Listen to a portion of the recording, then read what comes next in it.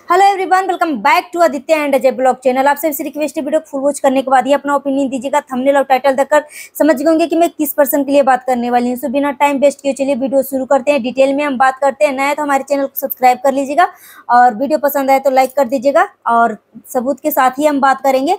Second wife mister फसाद की second wife बोलती है कि मेरे बच्चे तक मत आना, मेरे बच्चे को कुछ भी मत बोलना। मगर आप सबने देखा कि किस तरीके से, कितना बदतमीजी से, बेशर्मी से एक ट्रैफिक पुलिस से बात कर रही थी। एक चीज तो क्लियर हो गया कि जितना बेशरम मिस्टर जड़की फसाद की सेकेंड बीवी है उर्फ पति चोरनी है, उतना ही बदतमीज जो है इसकी दोस्त भी है। 500 रुपये देने के लिए वो कितना बद्दुआ दिया। वो भी जो 500 रुपये ट्रैफिक पुलिस को दिया है वो उसके पॉकेट में नहीं जाएगा, वो चालान काटा है, वो सरकार के खाते में जाएगा। मगर आप खुद सोचो कि जो बोलती है कि मेरे बच्चे के बारे में कुछ मत बोलो, मेरे बच्चे को बद्दुआ मत दो, जो मैंने लाइफ जिया है मेरे बच्चे क्यों जिए, मुझे मेरे बच्चे को बद्दुआ मत दो। मगर आप यहीं पे अपनी आंखों से चीजें देख लिए हैं कि ये जो पति चोरनी है किस तरीके से ट्रैफिक पुलिस के बच्चे को बद्दुआ दे रही थी। इसकी जो दोस्त थी वो बद्दुआ दे रही थी कि तुम्हारे बच्चे जो है लूल्हे होंगे, अपंगे होंगे, अंधे होंगे, और जो तुमने 500 रुपये लिया है वो भी हॉस्पिटल में जाएगा, और 500 के जगह पे तुम्हारा 10,000 जाएगा। अब यहाँ पे ये ट्रैफिक पुलिस तो बहुत ही हल्के में छोड़ दिया है। यहाँ पे देखो, जो सेकेंड वाइफ है पति चोरनी है, वो कितने रूल का उल्लंघन किया, ट्रैफिक का कितने रूल का उल्लंघन किया है। पहला नंबर, ए रॉन्ग साइड क्रॉस कर रही थी, रॉन्ग साइड चल रही थी, स्कूटी चला रही थी, ड्राइविंग कर रही थी। एक दूसरा नंबर पे आता है कि विदाउट हेलमेट। तीसरा नंबर पे आता है कि ट्रिपल सीट चल रही थी। और चौथे नंबर पे आता है कि इसका कोई भी गाड़ी का कोई लाइसेंस नहीं था, ना आरसी था। आरसी मतलब जो पंजीकरण होता है, अगर हम नया स्कूटी खरीदते हैं तो लाइसेंस नहीं, नंबर प्लेट नहीं रहता है, मगर आरसी में यह साबित होता है कि इसका ऑनर यही है। अब ये 5-5, 6-6 गलतियां ये कर चुकी है। अगर पर गलती के ऊपर अगर ये जुर्माना पुलिस प्रशासन अगर चार्ज करती, तो हेलमेट नहीं है, सीट बेल्ट नहीं है, तो उसके लिए वो 1,000 पे करना पड़ता है। उसका जुर्माना चार्ज जो है 1,000 है। और गलत तरीके से ड्राइविंग कर रही है, जो रॉन्ग साइड से ड्राइविंग कर रही थी, उसमें 5,000 का जुर्माना है। उसके बाद अगर शराब पीकर गाड़ी चला रहे हैं तो उसका अलग जुर्माना है। मगर यहाँ पे देख सकते हो ये कितनी तरीके की चीजें जो उल्लंघन किया है। मगर यहाँ पे तो सरकार जो है, जो पुलिस प्रशासन है, जो ट्रैफिक पुलिस है, इसको सिर्फ और सिर्फ 500 रुपये में बकस दिया। मगर ये जो है ना, एक कहावत आपने सुना है कि कुछ लोग जो होते हैं ना, लात के भूत, बात के भूत नहीं होते हैं, लात का भूत होते हैं। तो इसी में से ये है सेकेंड बीबी है। ये बात के भूत नहीं है, ये लात का भूत है। तो इसको अच्छे खासे से इसको मरम्मत होना चाहिए। तो इसको कम से कम 5,000 का जुर्माना कट सकता था, ट्रिपल सीट का, हेलमेट नहीं होने का, रॉन्ग साइड गाड़ी चलाने का, ठीक है। और सरकारी पुलिस कर्मचारी से बेबुनियाद बहसबाजी करना, उसके ऊपर भी इसको भरपाई करना पड़ सकता था। तो इसका टोटल जो है 5,000 के अराउंड जो है चालान कट सकती थी, और साथ ही साथ इसको जेल में भी रहना पड़ सकता था। मगर ये सारी चीजें जो है इसको बकस दिया गया है। मगर आप खुद सोचो कि जो औरत अपने बच्चे के लिए दुआएं मांगती है, अपने बच्चे के लिए लोगों से बोलती है कि मेरे बच्चे को बद्दुआ मत दो, जो चीजें मैंने झेली है मेरे बच्चे को मत बोलो, मेरे बच्चे क्यों मेरी गलती का सजा भोगेंगे। मगर यहीं पे सोचो यार, जो निष्पक्ष रूप से वो ट्रैफिक पुलिस की भी फैमिली होगी, बच्चा होगा, फिर भी वो बंदा जो है सुबह 8 बजे 9 बजे घर से निकलता होगा और रात को 12-1 बजे तक वो ड्यूटी करता है।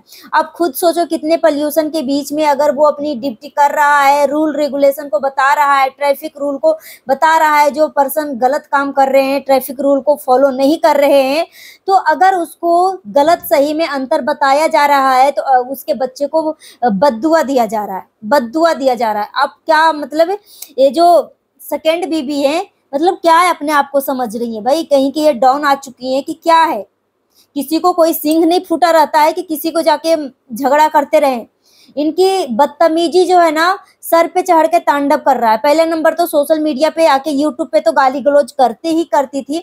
अब सोचो अपनी रंगदारी जो है पुलिस प्रशासन के सामने भी वो दिखा रही है। क्या वो सही दिखा रही है? एक तरफ जो है मिस्टर जड़ के फसाद जो है लाइव आते हैं और लिपापोती करते हैं कि जो भी मैंने सेकेंड बीबी के बिहाफ में मैंने बोला था, वो नशे में आकर बोला था, गुस्से में आकर बोला था, वो लिपापोती कर रहे हैं। मगर कल जो है एक लाइव मैंने देखा है मिस्टर जड़ की फसाद का, वो बोल रहे हैं कि ये सब कुछ नहीं, मतलब सेकेंड बीबी का ही पक्ष ले रहे हैं और फर्स्ट बीबी का इंसल्ट कर रहे हैं। बोल रहे हैं मेरे को तबीयत ठीक नहीं है और मेरा गला भरा हुआ है, तो मेरा गला सही हो जाएगा तब मैं बात करूंगा। मतलब सोचो, मतलब इस तरीके की। अब ये लिपापोती क्या करेंगे? पुलिस प्रशासन को भी कहेंगे कि ये गुस्से में बोल लिया, कर लिया, ये क्या है? मतलब ये जो मिस्टर जड़ के फसाद जो है सेकेंड बीबी का पोल पट्टी खोला तो उसको आकर लिपापोती कर रहा है कि मैं गुस्से में आके बोल लिया, गुस्से में आकर मेरा मुंह से निकल रिया। तो पुलिस प्रशासन को भी ये झूठा ठहराएगा कि ये पुलिस प्रशासन झूठ बोल रहा है। कितने लोगों को मुंह बंद कर सकते हो भाई? कितने लोगों का मुंह बंद कर सकते हो? तो अति हो चुकी है, अति हो चुकी है। सोचो ये मैं तो सोच रही थी कि वो बहुत दिन का पहले का है, जब मिस्टर फसाद जो है हॉस्पिटल में भर्ती थे तब का ये वीडियो है। मगर ये तब का वीडियो नहीं है, ये अभी फिलहाल का वीडियो है, जो हॉस्पिटल में वो व्हील चेयर पे बैठकर रोल कर रही थी ना, उस टाइप, मतलब अभी फिलहाल वाला ये वीडियो है। क्योंकि वो मांग में सिंदूर नहीं लगा रही है, पैरों में बिछुआ नहीं पहन रही है।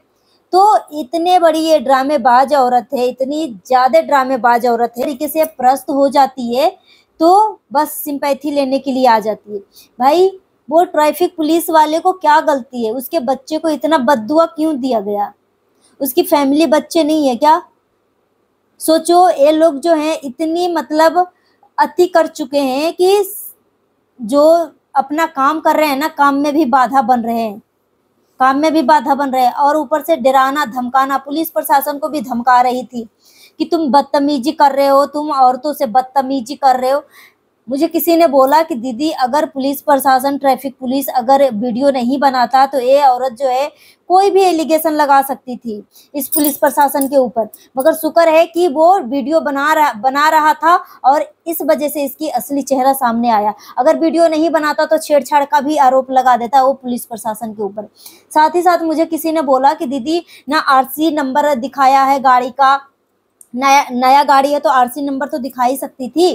तो ना नंबर प्लेट था, ना गाड़ी का लाइसेंस था, कहीं वो चोरी का तो गाड़ी नहीं था, चोरी का तो गाड़ी नहीं था। तो हर तरीके से पुलिस प्रशासन जो है अगर चाहे तो इसको अच्छे तरीके से इसको घिसेट सकती है, कोर्ट तक लेके जा सकती है। चोरी ऊपर से सीना जोड़ी, मतलब ऊपर से देखो सारी गलतियां सामने से दिखने के बाद भी किस तरीके से पुलिस के साथ बदतमीजी कर रही थी। भाई किस तरीके की बदतमीजी कर रही थी? क्या इस तरीके की बदतमीजी सही है?